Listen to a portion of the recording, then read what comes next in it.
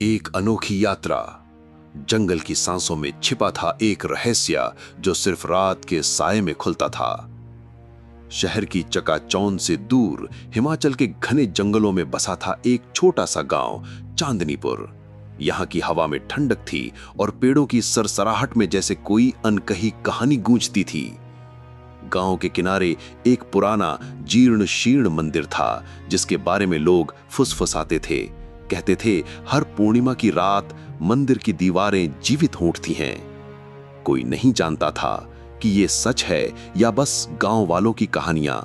लेकिन उस रात एक अनजान मुसाफिर राघव उस मंदिर की ओर बढ़ रहा था। राघव एक फोटोग्राफर था जिसका दिल अनछुए रहस्यों को कैद करने में धड़कता था। उसकी आंखों में जिज्ञासा थी और कंधे पर लटका उसका कैमरा जैसे उसका सबसे वफादार दोस्त था। चांदनीपुर की कहानियों ने उसे यहां खींच लिया था।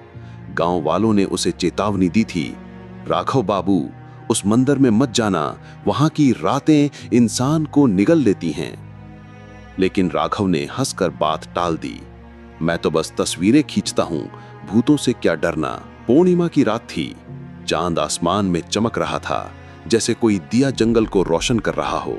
राघव मंदिर की ओर बढ़ा। मंदिर की दीवारें काई से ढकी थीं और पत्थरों पर नक्काशी ऐसी थी जैसे कोई प्राचीन भाषा में कहानी लिखी हो। उसने अपना कैमरा निकाला और तस्वीरें लेना शुरू किया। तभी हवा में एक हल्की सी फुसफुसाहट गूंजी। राघव रुक गया। कोई है?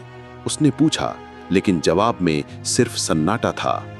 फिर मंदिर की दीवार पर एक छाया उभरी, एक औरत की, जिसके बाल हवा में लहरा रहे थे। कौन हो तुम? राघव की आवाज में हल्का डर था। छाया ने जवाब नहीं दिया, लेकिन उसकी आंखें, जो चांद की रोशनी में चमक रही थीं, राघव को देख रही थीं। उसने कैमरा उठाया और जैसे ही शटर दबाया, छाया गायब हो गई। राघव की सांसें तेज हो गईं। उसने अपनी तस्वीर चेक की। वहां कुछ भी नहीं था सिवाय एक धुंधली सी आकृति के। ये क्या था? वो बुदबुदाया। तभी मंदिर के अंदर से एक आवाज आई, राघव, तुम्हें यहां नहीं आना चाहिए था। वो चौंक गया। आवाज नर्म थी, लेकिन उसमें एक अनोखी गहराई थी। राघव ने हिम्मत जुटाई और मंदिर के अंदर कदम रखा। वहां एक औरत खड़ी थी। उसकी साड़ी चांदनी की तरह चमक रही थी। मैं मालिनी हूं, उसने कहा, इस मंदिर की रक्षक।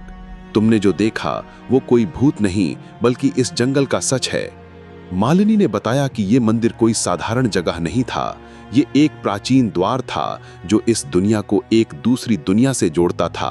अ world where time stood still. हर पूर्णिमा की रात ये द्वार खुलता था और जो भी इसे पार करता था वो उस दुनिया में फंस जाता था। लेकिन मैं तो सिर्फ तस्वीरें लेने आया हूं, राघव ने हकलाते हुए कहा। मालिनी मुस्कुराई। तस्वीरें? तुम्हारी एक तस्वीर ने द्वार को जगा दिया है। अब तुम्हें चुनना होगा, या तो उस दुनिया में जाओ या इस मंदिर को हमेशा के लिए सील कर दो। राघव का दिमाग घूम गया। उसने पूछा, उस दुनिया में क्या है? मालिनी ने जवाब दिया, वहां वक्त रुका हुआ है। वहां ना दुख है, ना डर, ना मृत्यु। लेकिन एक बार गए तो लौटना नामुमकिन है। राघव ने अपने कैमरे की ओर देखा।